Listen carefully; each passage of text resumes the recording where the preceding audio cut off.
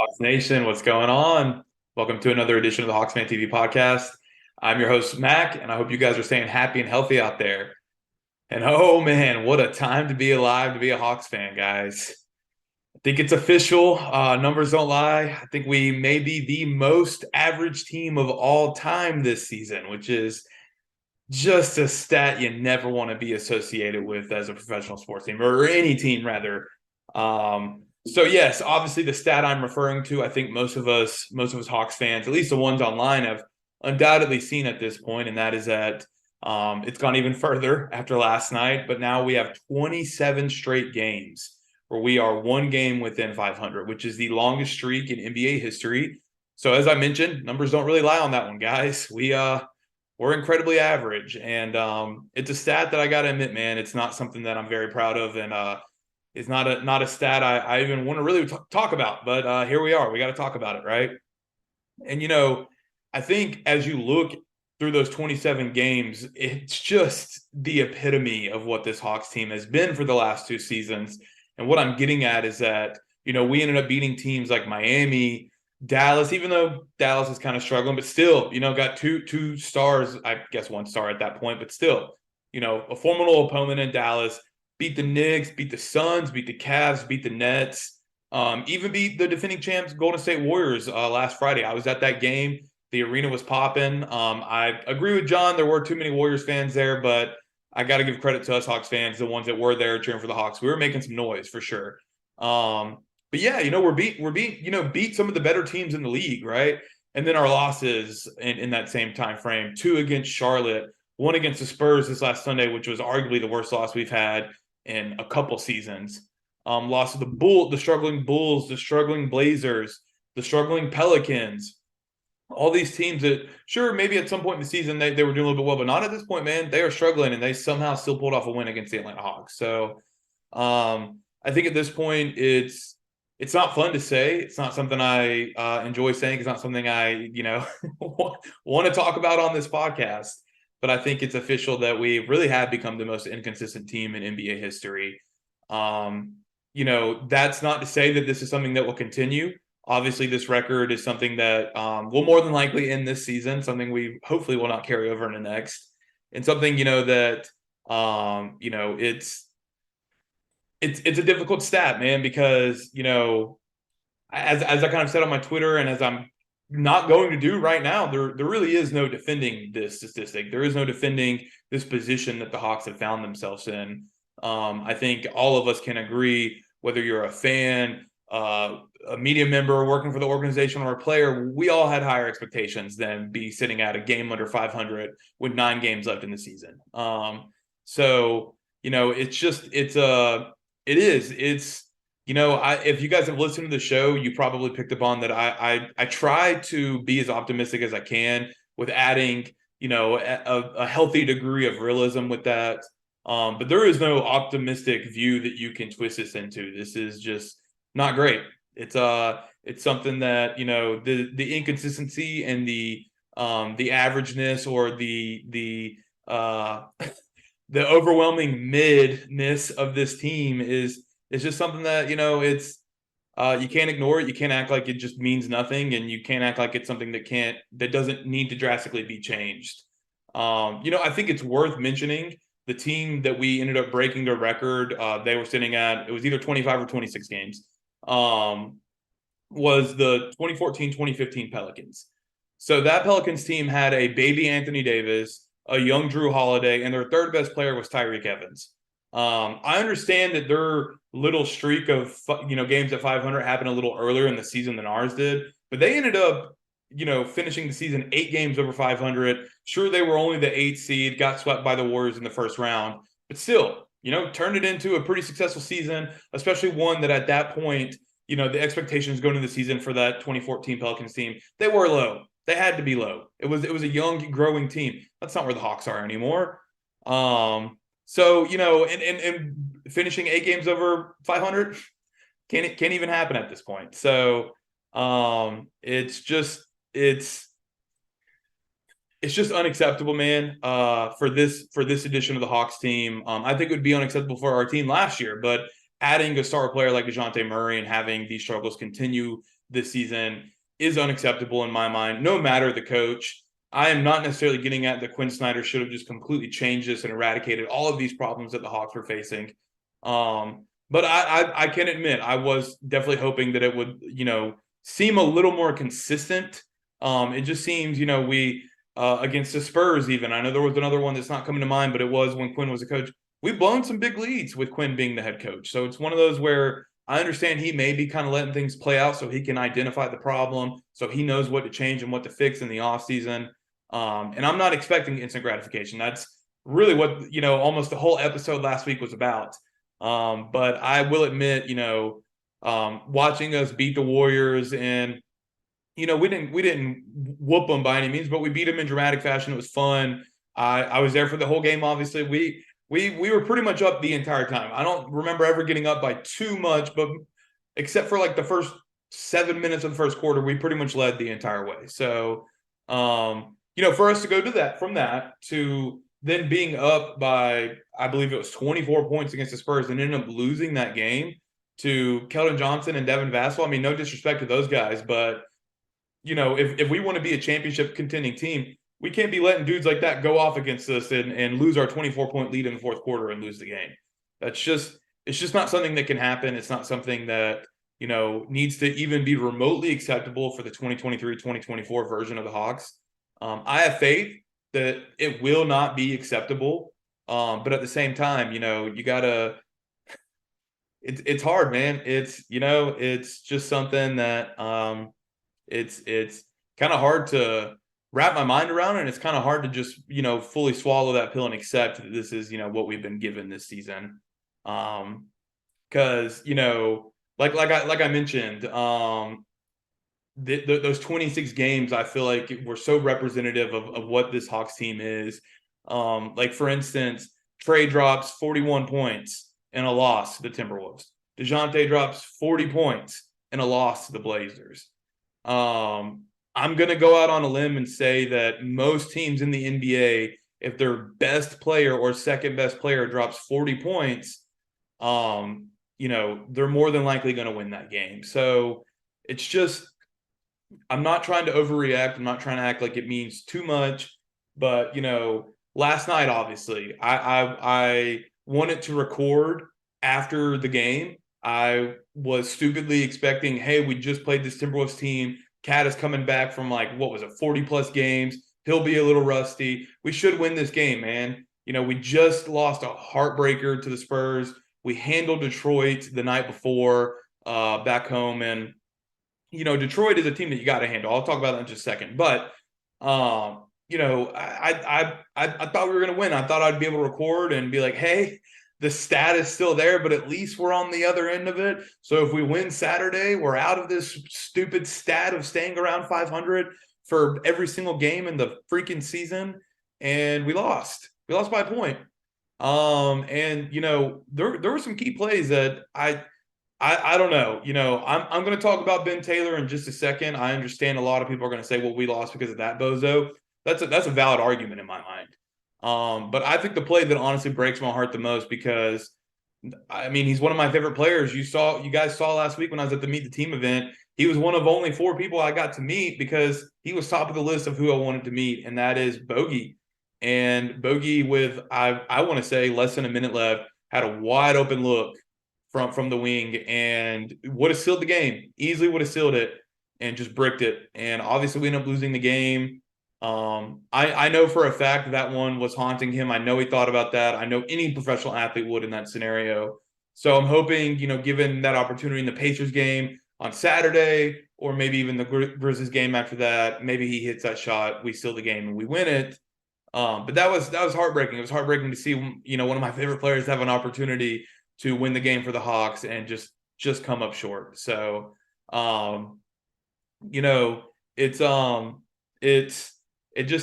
it is what it is, man. It is what it is. This is something that, I personally think is completely unacceptable. But at the same time, I understand that it's difficult. I know they're trying. I'm trying not to overreact, but I also, don't expect myself or any of you guys to just, twist this into something optimistic and positive, because at this point, I personally feel like it's pretty hard. But I guess the last comment I really have on the whole stat is, it's one of those statistics that if the Hawks were a team, and no disrespect to the teams I'm about to mention, they're just at a different, point in their development of a team, right? So you got teams like the Magic, maybe even the Thunder, the Pistons to a degree. If those teams were finding themselves with this stat, I think it'd be incredibly encouraging and something that you very well and honestly should turn into a positive, because it's like, hey, man, we were supposed to be well below 500 for the entire season, and we've really, exceeded expectations and kind of stayed at 500 the entire time, which is what I was kind of getting at with the 2014 Pelicans team. I think that's what they were doing.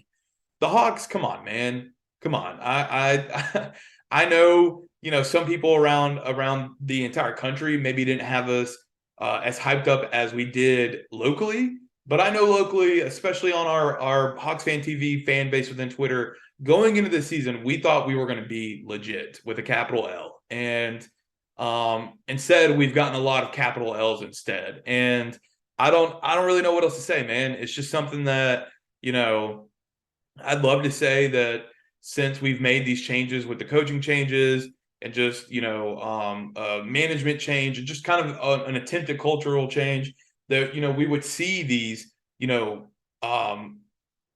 wins. I don't know how else to put it, and it just really hasn't happened yet. And that's something that I understand is very well still in our future and very well something that we could get. But at this moment, it's hard. It's hard. So if you are a Hawks fan and you are struggling with me, just know that you are not alone, and we will get through this. And bright days are still ahead for the Hawks. They still are.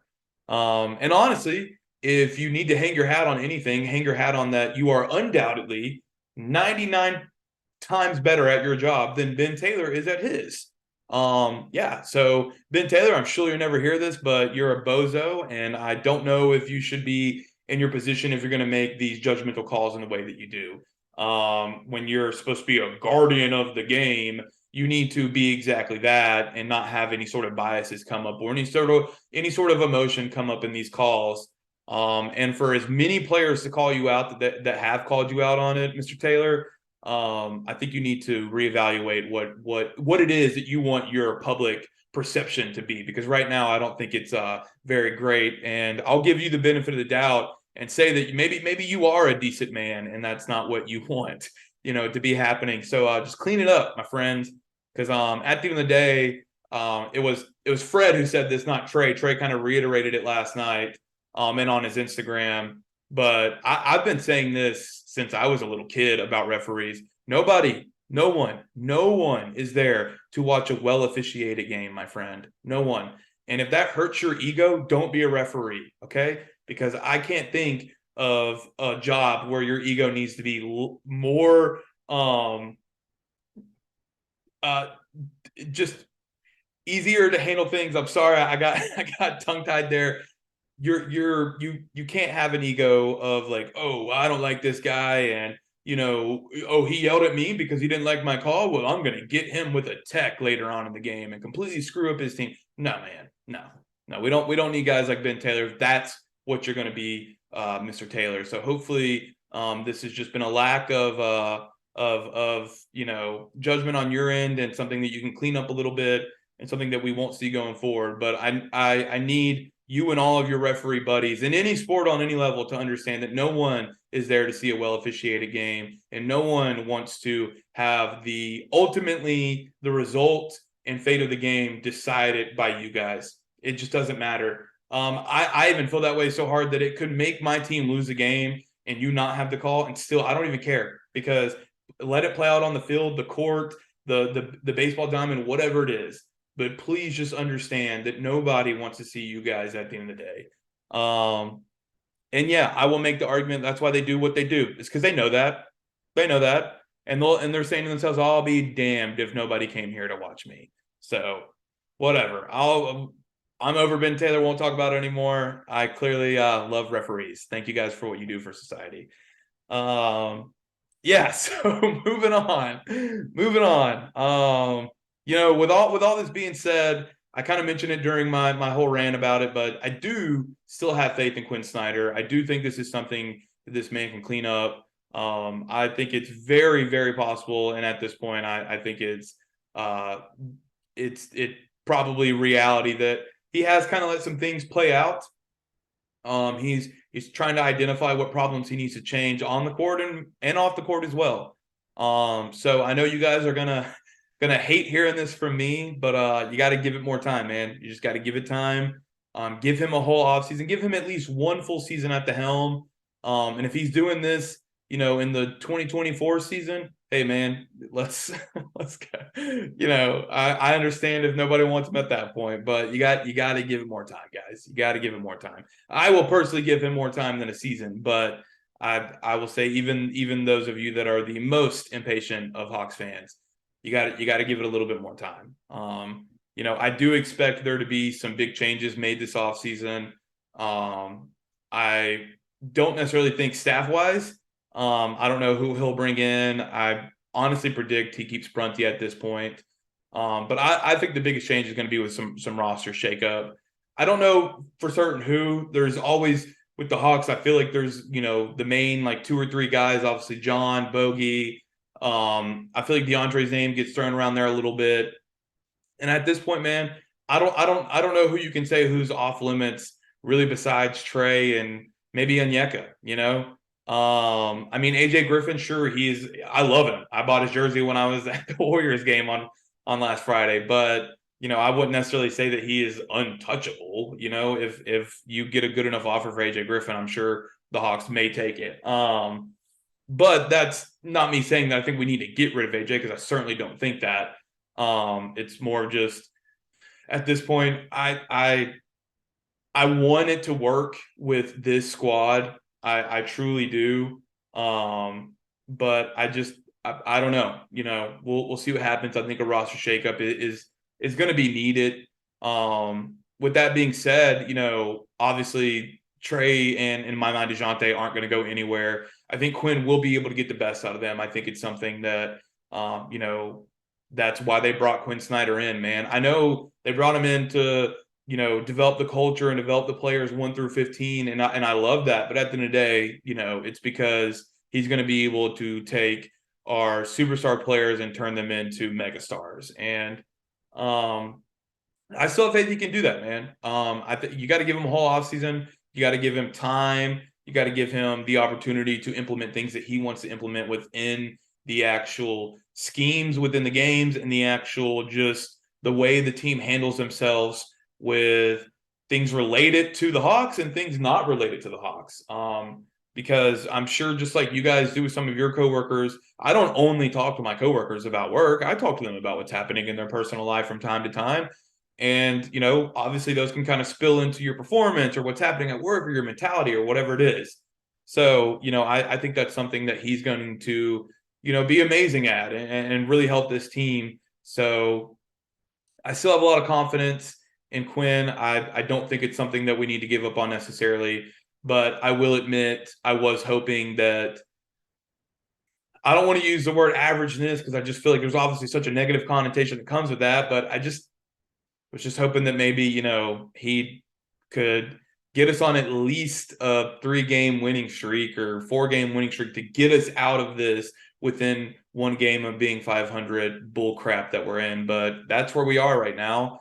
And, I just got to keep the faith alive that, things will be much better next season.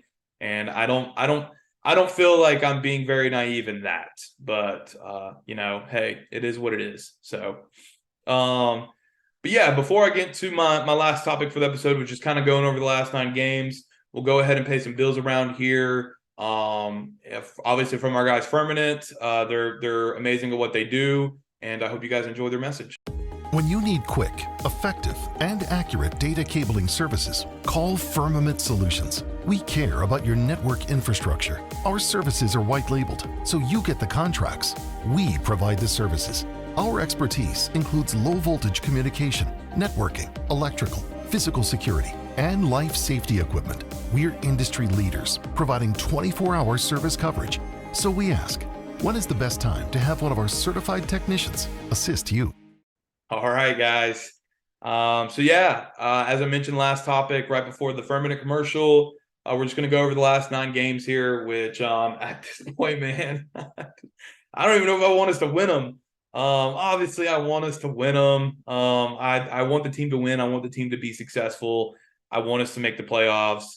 But at the end of the day, if it truly would mean that not making the playoffs, getting a better draft position, maybe adding a little bit more depth or whatever it is, or maybe another piece for a trade or whatever. Yeah, maybe that would be the better option and something that we should consider doing at this point. But it's I I don't know. It's one of those like playoffs, maybe a better draft pick is better. It is what you want. And I bet you could go poll 100 Hawks fans and you probably would almost get 50-50 of answers. There's going to be plenty of people that still want us to win this season and still give it a try and still see if we can do this thing. And there's going to be just as many that say, dude, there's 9 games left in the season, we're 1 game under 500, just hang it up for the season and let's give it another try next. I think I'm probably somewhere in the middle where either one at this point is fine with me. I'm just gonna ride it out, guys. I'm still gonna be recording these podcasts and working with HawksFanTV and pursuing dreams on my end. So hey, still gonna be pumping out the content, win or lose. So I personally I think I would actually probably prefer us getting a better draft pick at this point. I think with this upcoming draft, especially with the dudes at the top, which, hey, I know we wouldn't get a top 2 pick, but man, if we could pull off a Chicago and Derrick Rose back in the day and somehow get that number 1 pick, I think that would be pretty nice. But the Hawks still, as I just said, I know they still could make some noise if they get into the playoffs. I don't know about an 8 seed. I do think we would have to be the 7 seed if we wanted to make some noise. But, and that's why I say it would a very real lack of excitement. I just don't know. I don't know if that's me being naive and saying, come on, man, let's just be real about it. This team isn't going to make any noise if they get into the playoffs. It's good that they may have that mentality within the locker room because that's the mentality you want your athletes to have. You don't want them to think that they're going to lose. But us as fans, I think we can maybe be a little more realistic about it and kind of accept that, maybe this season is coming to a close. Because I think the unfortunate reality, and I mean this with no with no insultive tone whatsoever, but I just think this edition of the Hawks have shown us what they are. This is a pretty average basketball team. It's a team that they'll go out there, compete, whether it's beat them or down to the wire against the best teams in the league. But they'll either down to the wire or just straight up lose to the worst teams in the league. And it's that inconsistency and that averageness, the word of the day, averageness. It's very glaring for the Hawks, and it's something that I think it's just hard to ignore, and it's hard to accept, and it's hard to twist it into something that is, positive. Because this is a team that, I remember the quotes before the season and what do you guys want? And Trey, I think he just said championships, and John mentioned that he wanted the parade down Peachtree and all that. So yeah, man, this is a team that went into the season with legitimate title aspirations. And I understand, like, we could say it till we're blue in the face that, yeah, man, they're not out of it yet. Come on, guys. Come on. I mean, I don't know who the 8 seed is right now in the West. You think they're going to win the championship? Like, let's be real. Like, it's just it is what it is, man. It's at the end of the day, this team, as much as I love them, as much as I think I counted, I have 8 jerseys of different players, man. That is not I am making it like that. I just love this team that much, man. I will spend my hard-earned money on this team willingly and happily. But you got to accept at the end of the day, this is a pretty mediocre team that had championship aspirations. And I include that last part because if it was a mediocre team that knew it was going to be pretty mediocre this year and kind of accepted that and knew this was just kind of a stepping stone to something greater, Hey, man, I don't think I'd be very upset right now as a fan. I think I'd be pretty excited, which is kind of what I was getting at with the Magic, right? In my example earlier. But no, man, this is a team that wanted to win a championship this year. And it's just more than likely not going to happen this year. I do think it could happen next, but that is a conversation that I think I've had too many times. So we'll just leave it at that. Some things have got to change this offseason. We'll leave it at that. So yeah. So we'll wrap up this week's episode on that, guys. As always, thank you so much for listening to the podcast, for following HawksFanTV. If you aren't already following us, check us out on Twitter and Instagram at HawksFanTV. Check out our website, HawksFanTV.com. That's where you'll find all of our articles. Our team of writers are great. Some of the more talented young writers out there right now. So I'm even worried they might be starting getting poached by other places. So definitely check out all the content that we have to offer, guys. We're going to keep bringing you that content. We're going to keep bringing you everything that we can as content producers and as fellow Hawks fans. So yeah, guys, keep the faith alive. But it's okay if you've given up on this season. As always, guys, have a great one and go Hawks.